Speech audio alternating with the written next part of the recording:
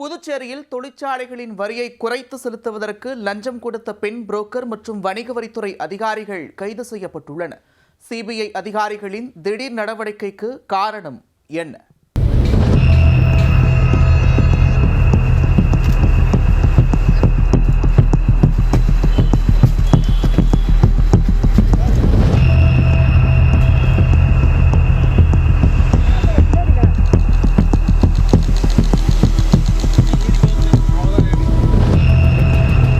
புதுச்சேரி நூறடி சாலையில் வணிக வரி அலுவலகம் உள்ளது.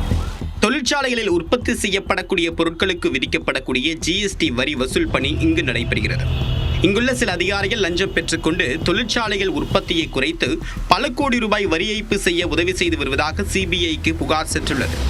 புதுச்சேரி வணிக வரித்துறையில் அதிகாரிகளுக்கு லஞ்சம் வாங்கி தரக்கூடிய புரோக்கர் போல் செயல்படக்கூடிய வரி ஆலோசகர் ராதிகா என்பவரின் செல்போன் உரையாடல்களை சென்னை சிபிஐ அதிகாரிகள் கடந்த 2 மாதங்களாக கண்காணித்து வந்துள்ளனர்.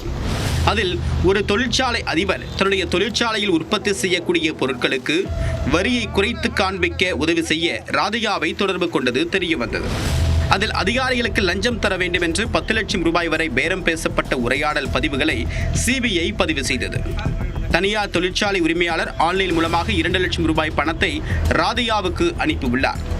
ராதிகா அந்த பணத்தை வங்கியிலிருந்து எடுத்துக்கொண்டு வெள்ளிக்கிழமையன்று வணிக வரித்துறை அதிகாரிகளிடம் கொடுக்க சென்றார். இதை தெரிந்து கொண்ட சிபிஐ அதிகாரிகள் புதுச்சேரி வணிக வரித்துறை அலுவலகத்திற்குள் அதிரடியாக நுழைந்து ராதிகாவை கையும் களவுமாக பிடித்தனர். விசாரணையில் திருவண்டார்கோவிலில் தனியார் தொழிற்சாலை நடத்தக்கூடிய உரிமையாளர் சோலைமணி என்பவரின் வரி கணக்கை குறைத்து காட்ட 2 லட்சம் ரூபாய் லஞ்சம் வாங்கி கொடுத்ததாக தெரிவித்துள்ளார். ராதிகாவிடம் லஞ்சப்பணம் வாங்கிய உதவி வணிக வரித்துறை அதிகாரிகள் ஆனந்தன், முருகானந்தம், லஞ்சம் கொடுத்த தொழிற்சாலை உரிமையாளர் சோலைமணி, புரோக்கராக செயல்பட்ட வரி ஆலோசகர் ராதிகா ஆகியோரை சிபிஐ அதிகாரிகள் கைது செய்தனர். கைதான 4 பேரையும் புதுச்சேரி நீதிமன்றத்தில் ஆஜர்படுத்தி காலாப்பட்டு சிறையில் அடைத்தனர். வணிக வரி வளாகத்தில் வெள்ளி மற்றும் சனிக்கிழமைகளில் சிபிஐ அதிகாரிகள் நடத்திய சோதனை புதுச்சேரி வட்டாரத்தில் பரபரப்பை ஏற்படுத்தியது. புதுச்சேரியில் வணிக வரித்துறை முதலமைச்சர் ரங்கசாமி வசம் உள்ளதும் குறிப்பிடத்தக்கது.